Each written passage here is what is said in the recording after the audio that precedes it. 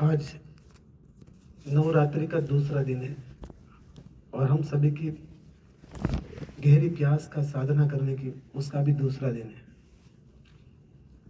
और ये जो गहरी प्यास थोड़ी सी पैदा हुई है, इसीलिए हम इस ब्रह्मांड के नीचे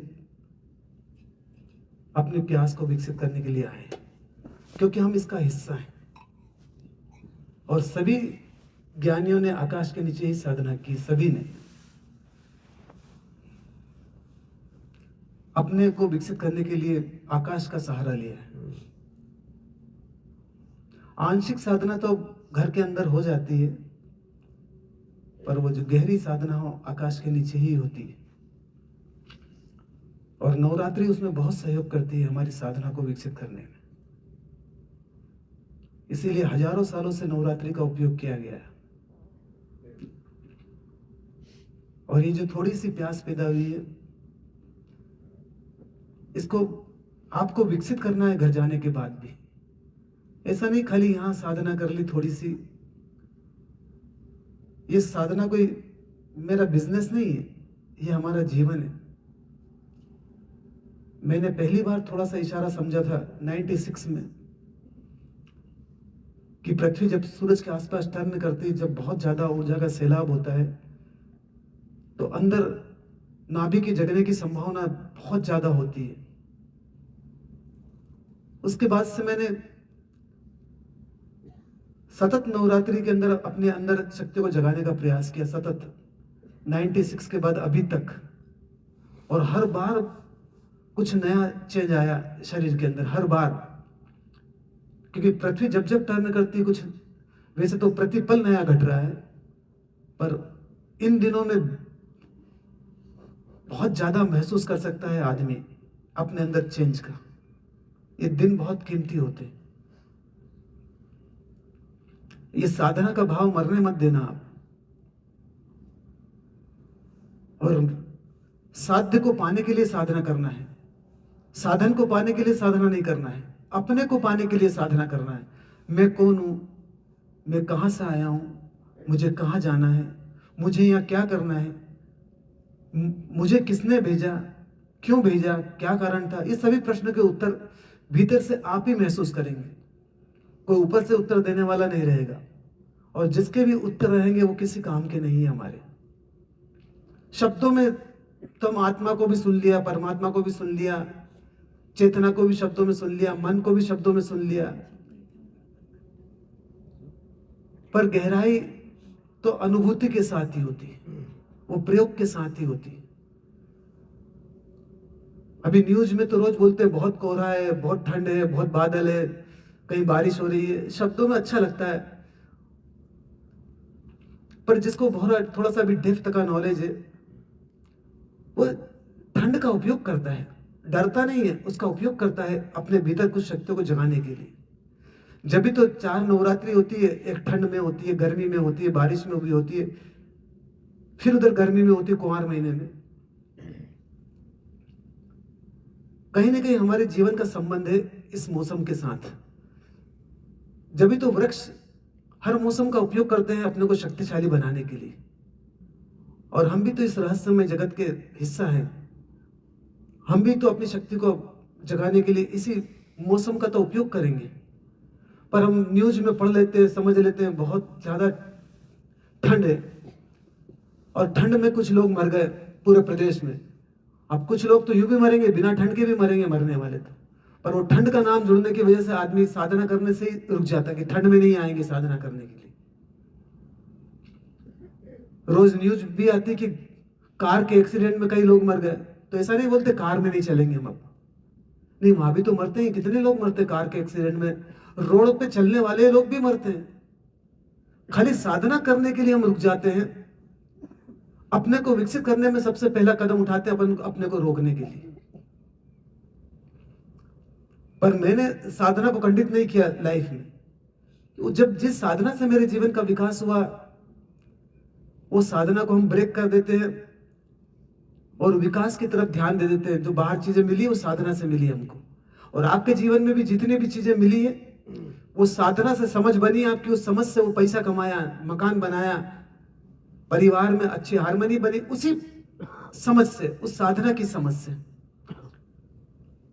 हम समझ को तो खर्च करते चले जाते हैं और साधना जिससे समझ बनती है हम उसको छोड़ देते हैं। कब तक चलेगी समझ हमारी? वो समझ का झूला ऊपर जाएगा, नीचे गिरेगा। वो किसी का भी हो, दुनिया में कोई सा भी आदमी, समझ से हमको महासमझ में प्रवेश करना था। समझ से सागर की समझ तक हमको पहुंचना था।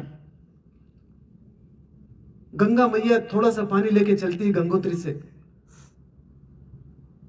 एक ही भाव होता है गंगा मैया का, सागर तक पहुंचना।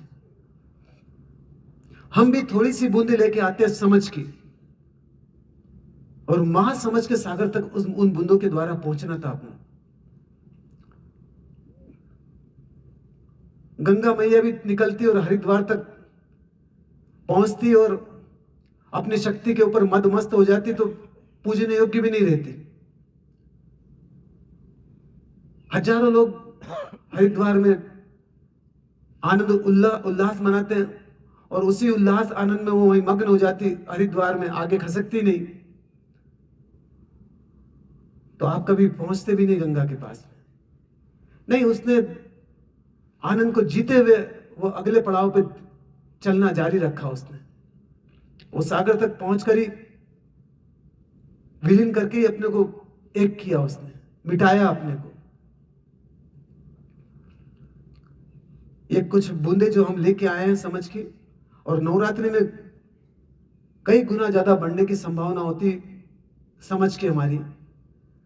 इनको इकट्ठी करके आगे बढ़ने का प्रयास करना। साधना सबसे पहले ब्रेक मत करना, और साधना को बढ़ाने का भाव रखना, कम करने का भाव मत रखना कि बस हो गया जीवन में। साधना ही जीवन होना चाहिए। मनुष्य का जीवन साधना वाला जीवन है। साधना मतलब विकास की यात्रा है, श्रेष्ठ की तरफ हर कदम पहुंचे हमारा। हमारी समझ की वजह से हमने पशुओं से बहुत भौतिक तल पे ऊंचा जीवन संसाधन इकट्ठे कर लिए। पशु के पास समझ नहीं तो मकान भी नहीं बना सकता, पशु के पास समझ नहीं तो कार भी नहीं बना सकता, पशु के पास समझ नहीं तो कपड़े भी नहीं पहन सकता। हमारे पास समझ थी तो हमने उनसे बेहतर जीवन किस लिए, और बेहतर की तरफ चलने के लिए, श्रेष्ठ की तरफ चलने के लिए, न कि हमारी समझ से हम साधन इकट्ठा कर लें और साधन में ही पूरे जीवन को हम व्यर्थ गंवा दें। एक मकान काफी है, एक गाड़ी काफी है, और थोड़ी सी इनकम काफी है। 2-4 लाख रुपए महीने की इनकम हो जाए, 1-2 लाख रुपए महीने की इनकम हो जाए तो काफी है। फिर 2 लाख से 2 करोड़ रुपए महीने की इनकम भी होगी तो कम पड़ेगी, और 2 अरब रुपए महीने की इनकम हो जाएगी तो भी कम पड़ेगी।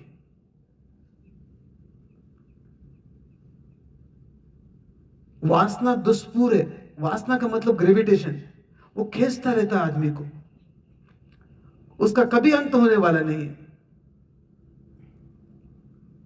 आप 1 करोड़ रुपए कमाते तो 10 करोड़ की इच्छा हो जाती, 10 करोड़ कमाते तो 100 करोड़ की इच्छा हो जाती। अंत कहां होगा, कहां रुकेगा आदमी? पर लक्ष्य हो उसको साधन का इस्तेमाल अपने को विकसित करने के लिए करना है, तो फिर उसकी दौड़ अपने को विकसित करने वाली हो जाती है। तो आज गहरा भाव रखना दूसरा दिन है कि कैसे मैं अपने को रोज जहां खड़ा हूं उससे 4 कदम आगे की समझ मेरी बढ़े, डेवलप हो। मैं अगर दिन भर में 100 बार अपशब्द बोलता हूं तो मेरे अपशब्द श्रेष्ठ शब्दों में कैसे परिवर्तित हो। 100 से 99, 99 से 98, 97, रोज बेहतर वाणी निकले मेरी, रोज मैं बेहतर देखूं, रोज मैं बेहतर सुनूं। उस तरफ की थोड़ी सी यात्रा हम सभी की होना चाहिए।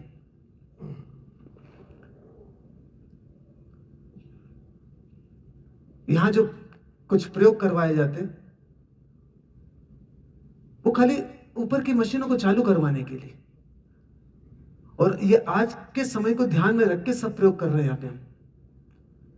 आने वाले समय में फिर प्रयोग बदलेंगे, एआई का जमाना आ जाएगा तो ये प्रयोग फिर किसी काम के नहीं होंगे जो हम अभी कर रहे हैं।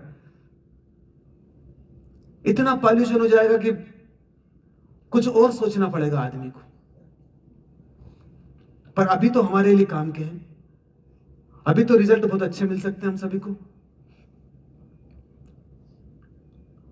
कल हमारे पास में समय नहीं था तो एक वो जो प्रयोग है सबसे कीमती नाभि झटका प्रयोग, उसको आज फिर थोड़ा सा समझने का प्रयास करना है सभी को, क्योंकि काफी मित्रों ने अवॉइड करते थे, सुबह सुबह करते नहीं। मैंने कल भी देखा कुछ मित्र करते हैं, कुछ मित्र ढंग से करते ही नहीं वहां पे, जबकि सबसे कीमती वो ब्लास्टिंग चेंज लेके आएगा जीवन में आपके। पर उस पर अटकना नहीं है, पर वो कीमती प्रयोग भी है। जैसे भोजन भी कीमती है पर अटकना नहीं है। कीमती तो सबसे ज्यादा समझ आपकी, और आपकी समझ बताती कि आप हमें कितने भाव पूजने योग्य आए हैं। जितने पूजने योग्य भाव आते हैं आपके, दूसरों के प्रति सम्मान आता है आपका, उतनी समझ आपकी गहरी होती जा रही है। और जितना सम्मान कम करते हैं दूसरे काम, उतनी समझ हमारी कम है अभी। पत्नी का भी पूरा सम्मान करना पड़ेगा, पति का भी पूरा सम्मान करना पड़ेगा। दोनों में चेतना मौजूद है। ओरिजिनल पता तो घर के अंदर ही चलता है कि हम किस लहजे में बोलते हैं किसको, हमारा लहजा कैसा होता है बोलने का। एक चेतना को ध्यान में रख के बोलते हैं कि खाली हम धारणा से बोलते हैं, पुरानी स्मृति से बोलते हैं, जो उसके बारे में इमेजिनेशन बना रखी उसके हिसाब से बोलते हैं। चेतना तो प्रतिपल ताजी होती है, फ्रेश होती है और प्रतिपल फैलती है।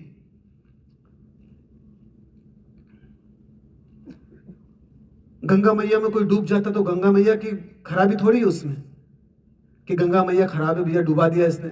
जिस आदमी ने एक आध दो शब्द गलत बोल दिया तो उस आदमी की खराबी थोड़ी है, वो तरंगे आ गई होगी, मुंह से शब्द निकल गए होंगे, पर हम वो धारणा बना लेते ये आदमी गलत है। तो उस नाभि झटका प्रयोग से आपकी बॉडी में ऑक्सीजन का लेवल बढ़ता है, नाभि की ताकत बढ़ती है और समझ का विस्तार होने की संभावना होती है। फिर उस समझ को दिशा देने के लिए अगला कदम बढ़ाना पड़ता है। पर समझ की शक्ति को पैदा करने के लिए तो नाभि झटका प्रयोग ही आपकी समझ की शक्ति को विकसित करता है।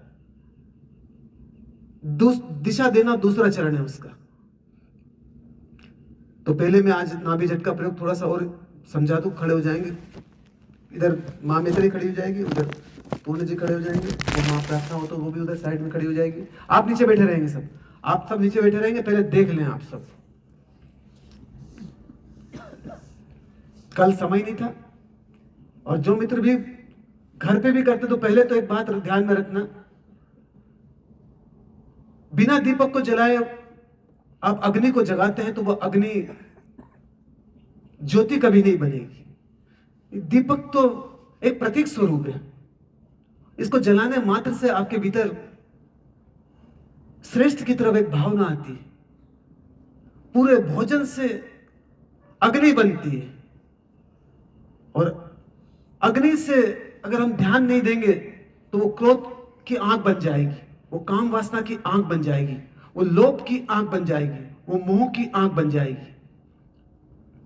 उसका विशेष ध्यान रखेंगे आप कि जब भी आप प्रयोग करेंगे अग्नि को जगाने का, नाभि को जगाने का, तो पूजने वाले भाव से करेंगे तो बहुत जल्दी आपकी बॉडी में नाभि ज्योति की तरफ अग्रसर होना चालू हो जाएगी। और बिना पूजने वाले भाव से अपने अग्नि को जगाएंगे, क्योंकि नाभि में सूर्य बैठा हुआ है, नाभि में चंद्रमा बैठा हुआ है, और वही आपको दिशा देंगे अंदर से श्रेष्ठ की ओर। और अगर आप ने बिना पूजने वाले भाव से किए, सुबह स्नान नहीं किया, आप परमात्मा को जगा रहे हो अपने भीतर, बिना स्नान करे, बिना अभिषेक किए अपने को अंदर की अग्नि को जगाते हैं तो वो आंख बन जाती है।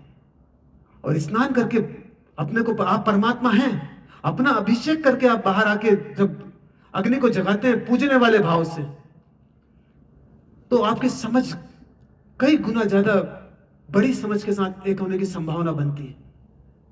तो जब भी घर प्रयोग करेंगे आप, तो पूजने वाले भाव से ज्योति को आमंत्रित करके कि मेरा जीवन ज्योति स्वरूप हो, उस तरफ अग्रसर हो। ज्योति तो प्रतीक स्वरूप है, मेरा जीवन आग की तरफ नहीं पहुंचे, अग्नि से आग की तरफ नहीं पहुंचे, अग्नि से ज्योति की तरफ पहुंचे, और ज्योति से आगे फिर प्रकाश है, और प्रकाश से आगे फिर बड़ा आकाश है, उसकी तरफ हमको यात्रा करना है।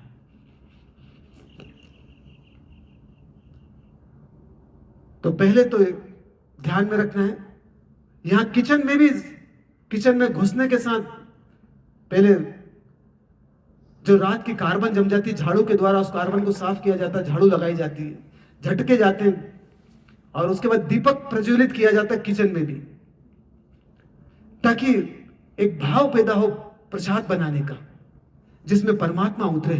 हम भोग लगाएंगे, जीवित परमात्मा इतने सारे आप आए हैं, तो बिना पूजने वाले भाव से जो प्रसाद बनेगा वो कहां घेरा जाएगा। और वो भी विवेकपूर्ण, परंपरा से कोई ज्योति नहीं जल रही है, आपको भी अपनी अग्नि को ज्योति की तरफ लेके जाना है, तो दीपक को प्रज्वलित करना आप, और यहां नवरात्रि में तो करना आप। और जब गार्डन में करते हैं तो एक दीपक काफी है, एक दीपक जो मेन आदमी करवाता है वो दीपक जला के ही प्रयोग करवाएगा, बिना दीपक के वो प्रयोग करवाएगा तो दूसरों की अग्नि को भी आग में ले जाएगा और अपनी अग्नि को भी आग में ले जाएगा। वो भाव वहां दीपक जला के करना है, जो भी करवाते हैं गार्डन में, तो ही वो घेरे जाएंगे भाव सभी के। और यहां तो दीपक जला के ही आपको प्रार्थना शुरू करके ही करना है।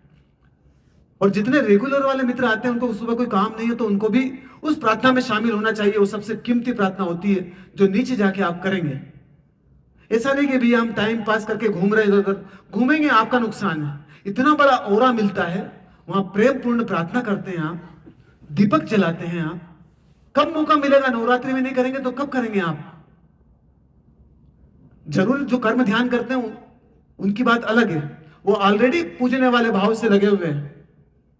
पर जो कर्म ध्यान भी नहीं करते, खाली इधर से घूम के कमरे में चले जाते हैं, तो फिर नाभि को कब पूजने वाले भाव से जगाओगे आप। यहां समय निकाल के आए भी हैं तो बराबर शामिल होना है नीचे आपको।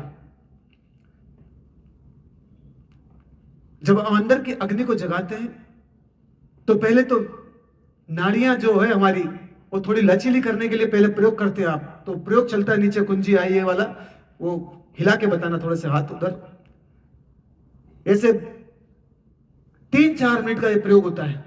इसमें नाड़ियां लचीली होती है, बस आपका खून नाड़ियों के अंदर चलता है।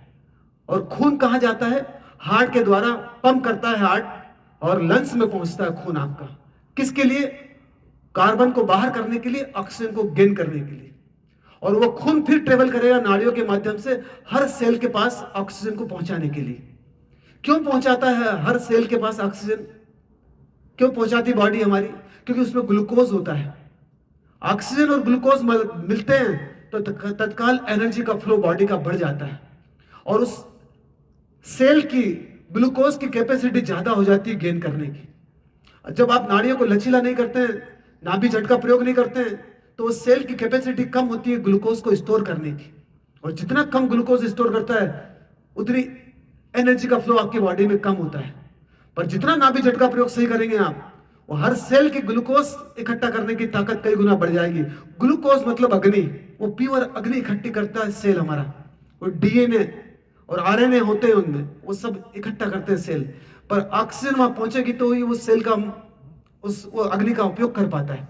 वो अग्नि जलती है तो दूसरा ग्लूकोज इकट्ठा करने की ताकत पैदा कर लेता है वो सेल आपका वापस। तो गहराई से समझना इस प्रयोग को। और जो भी गार्डन में करवाने वाले मित्र, वो दीपक जला के ही परमात्मा के भाव से अपनी अग्नि को जगाएंगे। वो जो करते हैं उनके अंदर भी परमात्मा के भाव जगाएंगे। स्वास्थ्य के लिए नहीं करना है, अपने को जानने के लिए करना है प्रयोग। ये स्वास्थ्य के लिए नहीं है प्रयोग, हम खुद को पहचानने के लिए प्रयोग कर रहे हैं। छोटा मोटा प्रयोग नहीं है, नाभि को जगाने वाला प्रयोग है। पहले अपनी नाड़ियों को लचीला करेंगे, घर पे भी करेंगे आप तो 3 मिनट 4 मिनट। और जो रेगुलर मित्र हैं वो भी जब भी समय हो तो ढंग से पूरी तरीके से प्रयोग करें। वो भी ऐसा नहीं टाल दिया प्रयोग को आपने, आप टालेंगे आपका नुकसान है। और मैं आपके बीच में प्रयोग करके आया हूं सुबह भी, क्योंकि मेरे को पास समय नहीं है बाद में। सुबह प्रयोग करके आया हूं आपके बीच में, और आज से नहीं कर रहा हूं, 96 से मैंने पहली बार इस प्रयोग को समझा। और अभी तक बीच में कभी प्रॉब्लम आ जाए, कोई टिपिकल या कहीं जाना हो बाहर, तो ही मेरा ब्रेक होता, बाकी ब्रेक नहीं होता है। साल भर में 5-7 बार भी ब्रेक नहीं हुआ होगा मेरा, बिल्कुल, क्योंकि बॉडी एक धारा में चलती है। दूसरा, हमारी पूरी अग्नि बनती है हड्डियों में, 62 जोड़े हड्डियों के हमारी बॉडी के अंदर।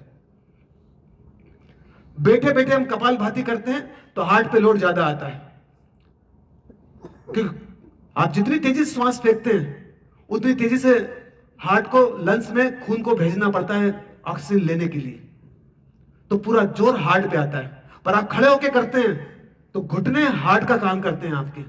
आपको मालूम होगा स्टैंड कहां से लगते हैं, जांग में से स्टैंड लगते हैं, या कोहनी की यहां से स्टैंड लगते हैं। हार्ट की नलियां जांग की नलियों से जुड़ी हुई है, पैर की नलियों से जुड़ी हुई है, और कोहनी की नलियों से जुड़ी हुई है हार्ट की नलियां। तो इनका हम इस्तेमाल करेंगे, कोहनी और घुटने का। हार्ट पे लोड कम से कम आता है अगर घुटने को चलाने का प्रयास करते हैं। चला के दिखाना घुटने, ये घुटने ऐसे चलना चाहिए आपके, तो हार्ट पे लोड बिल्कुल नहीं आएगा आपके। अब हम अग्नि को जगाना चाहते हैं अंदर से, तो पूरी अग्नि बनती है हड्डियों में। हमारा खून भी बनता है हड्डियों में, और हमारा वीर्य भी बनता है हड्डियों में। अग्नि, जो कीमती अग्नि होती है, वो सब हड्डियों में बनती है। अब उस अग्नि को जगाना है, सोई हुई अग्नि को, ताकि नाभि विकसित होना चालू हो। तो पैरों के तलवों का सपोर्ट लेंगे हम। पैरों के तलवों में पॉइंट है, हिंदुस्तान ने 108 पॉइंट एक पैर में बोला था, चाइना ने बोला है 700 एक्यूप्रेशर के पॉइंट है, पर हिंदुस्तान ने उसके पहले ही उन पॉइंटों का इशारा दे रखा है। ये पॉइंट आपके अग्नियों को जगाने के पॉइंट है। पूरे जितने भी सेंटर है बॉडी के अंदर, वहां अग्नि स्टोर होती है। एक्यूप्रेशर वाला क्या करता है, वहां से ऊर्जा को रिलीज करता है आपकी, बस इसके अलावा कुछ भी नहीं करता है। हम तो इस प्रयोग में हाथ का और पैर के सभी पॉइंटों को, अंदर की ऊर्जा को जगाने में काम में लेंगे। तो पहले तो नीचे के पॉइंट, जो पैरों के पॉइंट है, उनका कैसे उपयोग करना है भीतर की अग्नि को जगाने के लिए। तो पूरे पैर से हल्का सा बाल बराबर, जिनको हार्ड हर्निया अल्सर है वो घुटने को चला के उपयोग करेंगे। बताना हार्ड अल्सर वो खाली खड़े खड़े प्रयोग करेंगे, जिनको टिपिकल प्रॉब्लम है। और जिनको कोई प्रॉब्लम नहीं है वो बाल बराबर जंपिंग करेंगे, सिर्फ बाल बराबर पूरे पैर से। 3 जगह झटके लगेंगे इसमें। पैरों के तलवों पे झटका लगेगा पहला, दूसरा बाथरूम की जगह पे झटका लगेगा, जहां मूलाधार चक्र है हमारा, जहां नाभि जुड़ी हुई है, बाथरूम की जगह पे झटका महसूस करना। और तीसरा झटका ब्रेन पे लगेगा। आप देख सकते हैं ब्रेन पे झटका महसूस कर सकते हैं आप। ये सही तरीका है इस पूरे प्रयोग को करने का। 3 जगह अग्नि बहुत ज्यादा उनके पॉइंट है अग्नि को जगाने वाले। बाथरूम की जगह के आसपास, मूलाधार चक्र के पास, पैरों के तलवों में और ब्रेन में, ये 3 बड़ी बड़ी अग्नियों के पॉइंट है। तो तीनों जगह का झटका लगेगा इसका। ये सही तरीका से करना आपको। दूसरा, श्वास फेंकना है, लेना नहीं। फेंकने में लंग्स चौड़े होते हैं और लेने में लंग्स सिकुड़ते हैं। उल्टा मत करना, नहीं तो लंग्स में सूजन आ सकती है। फेंकने पे ध्यान देंगे तो लंग्स की ताकत बढ़ेगी, और खींचने पे ध्यान देंगे तो लंग्स की ताकत कमजोर होगी। फिर निर्णय आपका है। और हाथ और पैर उल्टे नहीं चलना चाहिए, वो चेन बनी हुई होना चाहिए। थोड़ा देख ले आप हाथ और पैर कैसे चलाना, पहले हाथ पैर चला के दिखाना।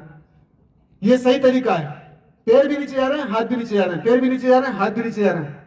अब क्या करते हैं कुछ लोग, पैर नीचे जाते हैं, हाथ ऊपर जाते हैं, हाथ ऊपर जाते हैं, पैर नीचे जाते हैं। ये उल्टी टेक्निक है, इसमें सब नाड़ियां अनबैलेंस हो जाएगी। तो सही टेक्निक करना आपको, हाथ और पैर एक साथ नीचे आए, और सही तरीके से समझाना लोगों को। आप बहुत सरल है, सही तरीके से समझाने के बाद। अब तीसरा काम श्वास फेंकने का।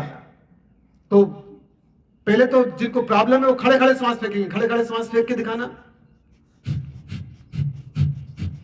खड़े खड़े श्वास फेंकेंगे। वो जितने लंग्स साफ होंगे, आपकी ब्रीदिंग की ताकत उतनी शानदार होगी। लंग्स के खड्डे उतने खुलेंगे और आपके खून उतना ज्यादा चार्ज हो जाएगा। अब दूसरा, जंप करके जो करते हैं आप, तो पैरों के तलवों के सब पॉइंट चार्ज हो जाते हैं आपके। बाल बराबर जंप करना आपको। झटके पड़ते हैं पूरी बॉडी के साथ और जग सब सोई हुई शक्तियां जग जाती है आपकी। श्वास लंग्स के साफ होने के साथ श्वास की स्पीड बहुत अच्छी सुंदर तरीके से लयबद्धता से आएगी आपकी। जब थक जाएंगे आप, बस थक जाएंगे तो बॉडी को एनर्जी चाहिए, तो एनर्जी का सप्लाई सही साथ नहीं हो रहा शरीर में, तो थायराइड ग्लैंड, पैराथायराइड ग्लैंड, दो ग्लैंड से यहाँ पे ये पूरी बॉडी में एनर्जी को मेंटेन करती है। तो जब गहरी सांस लेंगे आप तो लेटरिन की जगह फैलेगी, गर्दन सिकुड़ेगी आपकी और गर्दन से गले से ध्वनि निकलना चाहिए नाक के माध्यम से। मुंह बंद रहेगा उस टाइम पे आपका, पूरे प्रयोग के दौरान मुंह बंद रखेंगे आप, नहीं मुंह खोल के करेंगे तो लंग्स कंफ्यूजन में आ जाएगा, श्वास मुंह से लेना कि नाक से। पूरे प्रयोग के दौरान होठ बंद रहेंगे, किसी को सिखाएंगे तो होठ बंद रहे पूरे प्रयोग के दौरान। गहरी श्वास लेंगे, लेटरिन की जगह फैलेगी, गर्दन सिकुड़ेगी, जब छोड़ते वक्त गर्दन फैलेगी, लेटरिन की जगह सिकुड़ेगी, गर्दन फैलेगी, ये आवाज नाक से निकलना चाहिए ध्वनि, बस पूरा लोड गर्दन पे पड़ेगा आपका, तो थायराइड ग्लैंड ताकतवर बनेगी आपकी। 21 दिन में तो थायराइड मेंटेन हो जाएगा आपका, ढंग से करेंगे तो। करके दिखाना।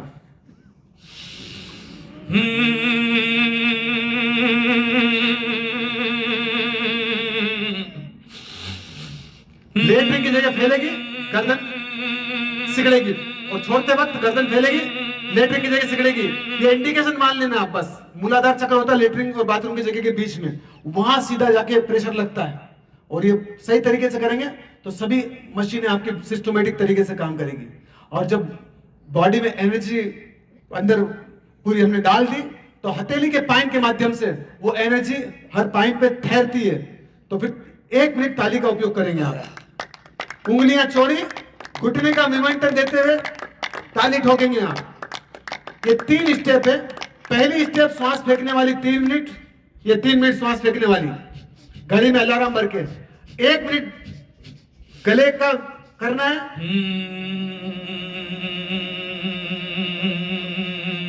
और 1 मिनट ताली।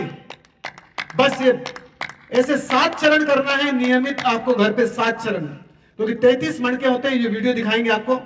हर मणके के लिए 1 मिनट का चार्ज करने के लिए प्रयोग करना है। 33 मणके होते हैं, हम 5-5 मिनट के 7 चरण करेंगे तो 35 मिनट होते हैं, और 7 चक्र हैं हमारे, और 7 ही स्टेप है आपको। ये 3 स्टेप अभी करिए, 4 स्टेप नीचे दूसरी सिखाएंगे आपको। ये कुल 7 स्टेप है, 7 चरण करना है आपको, और 7 ही मणके हैं हमारे, और 7 ही लहरें हमारी। मूलाधार, स्वादिष्ठान, मणिपुर, अनाहत, विशुद्ध चक्र, आज्ञा चक्र, सहस्त्रार्थ, ये 7 लहरें हैं, 7 स्टेप हैं, 7 चरण करना आपको, उसका विशेष ध्यान रखना आपको, और ज्योति को प्रज्वलित करके ही प्रयोग करना आपको। धन्यवाद साहब। अब अभी जो रेगुलर वाले मित्र हैं वो भी नवरात्रि में तो नियमित व्यायाम करेंगे। अगर उनके पास समय कम है तो वो ऊर्जा मंदिर पे औसले पे यहाँ से छूटने के बाद सीधे पहले प्रयोग करेंगे। ऐसा नहीं कि बिना व्यायाम के। ये नवरात्रि के दिनों में बहुत कीमती होती है नाभि को जगाना, वो बहुत गहरा जाता है। वहां शून्य जी मिलेंगे, वो आपको दिशा दे देंगे कैसे करना, कहाँ करना। ऊर्जा आउटले पे, पुराना वाला ऊर्जा आउटले जहाँ नाश्ता किया था कल आपने, वहां कॉर्नर पे बता देंगे कहाँ करना आपको, ताकि 8:30 बजे के पहले पहले आपका नाभि झटका प्रयोग हो जाए। जो कर्म ध्यान करने वाले रहते हैं नीचे, जिनको काम रहता है, जो नाश्ता सर्व करेंगे, जो नाश्ता जल्दी करेंगे, वो नाश्ता लेने के पहले व्यायाम करेंगे, फिर 7:30 पौने 8 बजे नाश्ता ले लेंगे अपना, या 8 बजे नाश्ता ले लेंगे।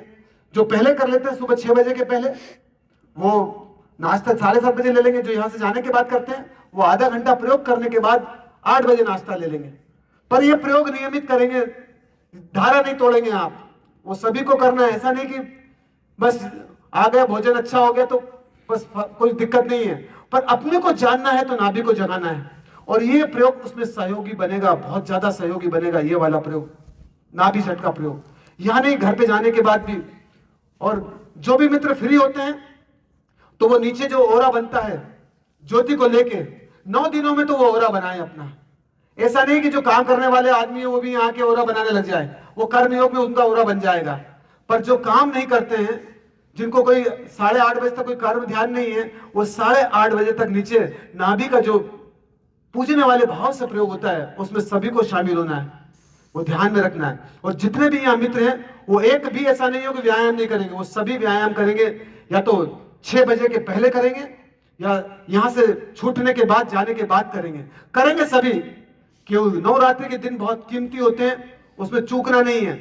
ज्योति को सुबह भी आमंत्रित करना है और शाम को भी आमंत्रित करना है। 2 संध्याएं होती है हमारी बॉडी में, वो 2 संध्याएं बहुत कुछ लास्टिंग चेंज लेके आती है। अगर परम मित्र भी फ्री है तो वो शाम को भी ज्योति वाला प्रयोग करना चाहिए उनको। ऐसा नहीं कि नहीं कर लिया बस बात खत्म हो गई। और सुबह भी ज्योति वाला प्रयोग करना चाहिए, बुरा नहीं है उसमें कुछ भी। आपके भीतर आप कुंडलिनी जगाना चाहते हैं और आप खाली टाइम पास करना चाहते हैं तो पॉसिबल नहीं है। पर ज्योति के जलने के साथ ही आपके भीतर भी एक भाव होता है कि मैं भी बड़ी यात्रा करूं, मैं भी श्रेष्ठ वाली यात्रा करूं। चर्चा करने से कुछ भी नहीं होगा, आप व्यर्थ की चर्चा करेंगे। उससे तो अच्छा है कि प्रयोग में शामिल हो आप। तो बड़े ऊर्जा आउटले पे जो नीचे आप करते कल जहाँ किया था, वहां उन मित्रों को करना है जिनके भाव है नवरात्रि में पूजने वाले भावों के साथ ज्योति को जला के प्रयोग करना है। और जहां नाश्ता किया था छोटे ऊर्जा आउटले पे, छोटा का मतलब वो थोड़ा साइज में भी छोटा है, छोटे ऊर्जा आउटले पे उनको मित्रों को करना है जो बाद में कर्म योग में शामिल होने वाले हैं। पर प्रयोग सभी को करना है, एक भी मित्र नागा नहीं करेगा उसमें प्रयोग के अंदर। आज एक गहरा भाव कल वाले करेंगे हम कि जो मित्र भी आज नवरात्रि में शाम का भोजन नहीं लेंगे, जिनके बड़े भाव है कि वो 9 दिनों तक शाम को खाली काढ़ा पिएंगे, वो मित्र खड़े हो जाएंगे सब। कि नवरात्रि के 9 दिनों में तो लोग नींबू पानी पे रहते हैं, लोग एक बार फल भी खाते हैं, 24 घंटे में एक बार फल ही लेते हैं। हम तो 2 बार खाएंगे, शाम को काढ़ा लेंगे। बच्चे लोग भी एक टाइम ही खा रहे हो, तुम शाम को नहीं खा रहे हो, बहुत अच्छी बात है।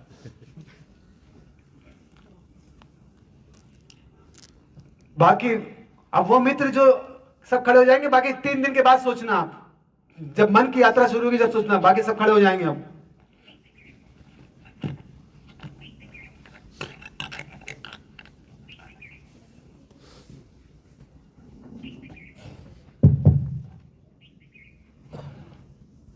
एक ही भाव रखना नवरात्रि में, साधना सभी की गहरी हो। जब जिस मकसद से हम आए वो मकसद हमारा पूरा होना चाहिए। और एक ही भाव रखना कि जीवन भर नवरात्रि की साधना करेंगे आप, जीवन भर। नवरात्रि का मतलब वो नाभि की शक्ति को रोज जगाना है। 4 नवरात्रि होती है, वो दिमाग में क्लियर होना चाहिए, वो टाइम अभी से फिक्स होना चाहिए कि 4 नवरात्रि की साधना करूंगा मैं पूरे जीवन भर, ताकि मेरा जीवन उत्तरायण की तरफ यात्रा हो, मेरे जीवन में प्रकाश की तरफ यात्रा हो। ऐसा नहीं खाली एक नवरात्रि कर दी और खेल खत्म, पैसे हजम। एक बार स्कूल में चले गए, एक दिन पढ़ लिया, बात खत्म हो गई। नहीं, ये जीवन बनना चाहिए नवरात्रि आपकी, मरते टाइम तक प्रकाश की तरफ यात्रा होना चाहिए हमारी। उसी भाव के साथ आज की जर्नी शुरू करना। और कल भी हमने 3 बातें बोली थी, आंख की, कान की और मुंह की। वाणी का ध्यान रखना है, वाणी जोड़ने वाली हो, नीचे भी बात करेंगे आप तो। आंख से भी श्रेष्ठ को देखने का प्रयास करेंगे और कान से भी ऊंचे शब्दों को सुनने का प्रयास करेंगे। और वो जो मोबाइल वाली मशीन है आपके पास में, उसको जरा अंदर अपने से नीचे रखना, अपने सिर पे मत बिठाना मोबाइल को। वो साधन है आपका, वो साध्य नहीं है आपका, वो जीवन नहीं है आपका, उसको नीचे ही रखना। आप उपयोग हो तो उसका काम लेना आपको, और जब उपयोग नहीं हो तो बंद पड़ा रहे, नेचर के साथ रहना आपको। अभी इन शब्दों के साथ गहरे जाना है ताकि भाव हमारे और गहरे हो साधना के, लार को रोक के रखना है। शंकर जी आ रहे हैं हमारे बीच में, शंकर जी के साथ बड़ी यात्रा के भाव रखना आप। शंकर जी का मतलब आपकी चेतना, महावीर का मतलब आपकी चेतना, कृष्ण का मतलब आपकी चेतना। शंकर जी का फोटो मत लेके आना, अपना फोटो लेके आना अपने अंदर आप, नहीं तो आप शंकर जी का फोटो ले आते हो और बाहर चले जाते हो। आप शंकर जी ही हैं, आपका ही फोटो ध्यान में रखना है। और जो महावीर मानता है वो महावीर का फोटो ध्यान में रख ले, जो कृष्ण को मानता है कृष्ण का फोटो ध्यान में रख ले। जिसको आप मानते हैं, जानते नहीं है आप, मानते हैं, उनका फोटो ध्यान में रख ले। और जो जानना चाहते हैं वो अपना फोटो ध्यान में रखेंगे, खुद का फोटो ध्यान में रखेंगे। आप निराकार हैं, कोई आकार नहीं है आपका, बस उस निराकार, अपने निराकार को विकसित करें आप। गहरे जाना इन शब्दों के साथ।